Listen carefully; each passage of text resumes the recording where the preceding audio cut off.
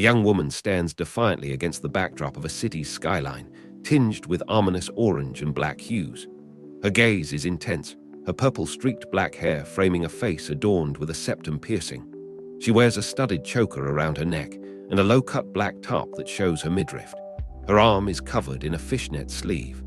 Behind her, a massive, crude pentagram looms, adding to the supernatural atmosphere.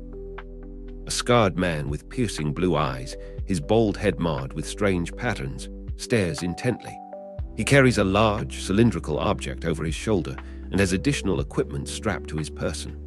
The background is a stark orange, bisected by black geometric shapes, with a broken cross symbol at the top, adding to the unsettling atmosphere. Against a pure black backdrop, the scarred man remains, now with a glowing neon cross hovering above his head. Cross emits a strange, ethereal light, contrasting sharply with the man's gritty, battle-worn appearance.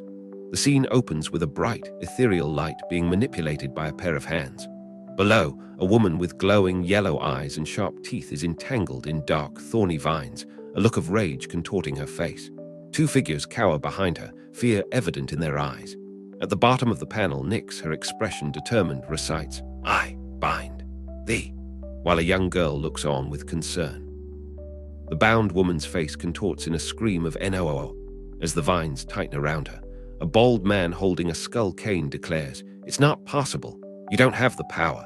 Nyx, her eyes glowing with power, retorts, "In the future I do. Cyan just reminded me where to find it," as the scarred man looks on.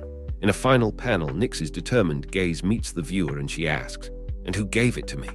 The bald man with the skull cane insists, "You can't know that."